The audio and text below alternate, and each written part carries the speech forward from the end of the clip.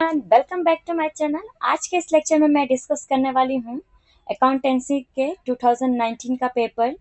इस लेक्चर में मैं आपके साथ डिस्कस करने वाली हूँ क्वेश्चन नंबर 21 से 30 तक के क्वेश्चंस। ठीक है, तो बिना टाइम वेस्ट किए चलते हैं क्वेश्चंस की ओर। और प्लीज़ लाइक शेयर सब्सक्राइब करना ना भूलें, और ऐसे ही इंटरेस्टिंग और इम्पोर्टेंट वीडियोस के लिए प्लीज़ कनेक्ट रहें मेरे साथ।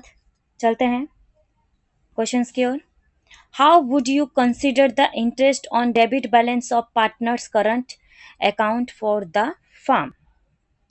क्वेश्चंस कह रहा है कि अगर पार्टनर्स फर्म का पैसा यूज़ करता है, ठीक है, फिर से बोल रहे हैं, अगर पार्टनर्स फर्म का पैसा यूज़ करता है तो वो पार्टनर्स को क्या करना पड़ेगा, उसका इंटरेस्ट पे करना पड़ेगा। तो उसका इंटरेस्ट फार्म के लिए क्या होगा, इनकम होगा। ठीक है, तो ये फार्म के लिए एन इनकम है। ठीक है, फिर से एक बार समझा देती हूँ। जब पार्टनर्स के करंट अकाउंट में डेबिट बैलेंस होता है, ठीक है, तो पार्टनर्स फार्म का पैसा यूज़ कर रहा है। ठीक है, यूज़ कर रहा होता है वो, तो इसीलिए पार्टनर्स जो इंटरेस्ट लिया जाता है, पार्टनर से जो इंटरेस्ट लिया जाता है वो फार्म के लिए क्या बन जाती है, वो फार्म के लिए इनकम बन जाती है। ठीक है, नेक्स्ट क्वेश्चन है, interest on partners loan when no provision is partnership deed. जब पार्टनर्स क्या करते हैं, फार्म को लोन देते हैं। ठीक है, तो और पार्टनरशिप डीड में इंटरेस्ट से रिलेटेड कोई मतलब प्रोविज़न ना लिखा हो। ठीक है, पार्टनरशिप डीड में इंटरेस्ट रेट से रिलेटेड कोई भी इंफॉर्मेशन उसमें ना लिखी हो, तो पार्टनरशिप एक्ट के अकॉर्डिंग पार्टनर्स का जो लोन होता है ना, उसे हम 6 पर एनम इंटरेस्ट पर देते हैं। नेक्स्ट क्वेश्चन है, सॉरी थोड़ा स्पीड में बोल रही हूँ क्योंकि मेरे पास थोड़ा टाइम कम है, टाइम निकाल के करना पड़ रहा है ये सब चीज़ें, और प्लीज़ थोड़ा समझ लीजिएगा मेरी सिचुएशंस को भी। मैं स्टार्ट कर रही हूँ। Question number 23, goods return credit means. इतना जल्दी इसलिए कर रही हूँ क्योंकि कहीं से मेरा बेबी ना आ जाए, इसलिए मुझे उसके आने से पहले मुझे ये कंप्लीट करना पड़ता है। गुड्स रिटर्न क्रेडिट मीन्स, जब कस्टमर क्या करता है, बिजनेस को बेचा हुआ माल वापस करता है, तो उसे सेल्स रिटर्न कहते हैं। आंसर है sales return. Which balance is represented by bank overdraft. Bank overdraft का मतलब क्या होता है, बैंक से ज़रूरत से ज़्यादा पैसे निकालना, बैंक में से ज़रूरत से ज़्यादा पैसे निकालना, इसे हम बैंक ओवरड्राफ्ट करते हैं। अरे बिजनेस की क्या होती है, एक लाइबिलिटी होती है, और ये कैश बुक के बैंक कॉलम में क्रेडिट साइड में क्या होता है, शो किया जाता है, इसीलिए क्रेडिट बैलेंस है। Goodwill is days where individual skills is important.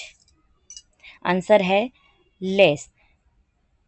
जिस बिजनेस की सक्सेस किसी एक व्यक्ति की स्किल्स पर डिपेंड करती है, तो उसकी गुडविल क्या होती है, ट्रांसफ़र करना मुश्किल हो जाता है, इसलिए उसकी गुडविल लेस मानी जाती है।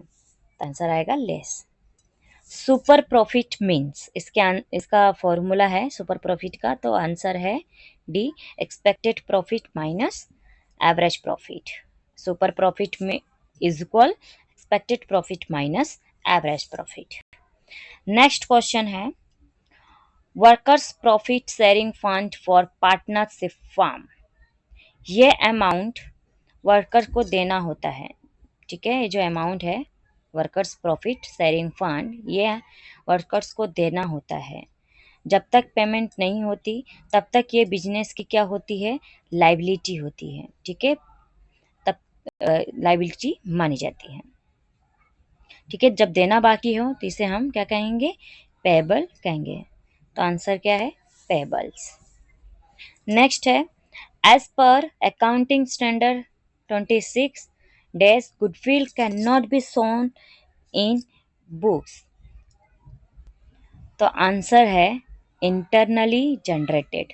जो गुडविल इंटरनली जनरेट होती है उसको क्या करते हैं, अकाउंटिंग स्टैंडर्ड 2026 में, सॉरी, अकाउंटिंग स्टैंडर्ड 26 में क्या करते हैं, शो नहीं करते। ठीक है, मैंने क्या कर दिया, सनी हमारा बोल दिया, सॉरी। ठीक है, इग्नोर करिएगा उसे।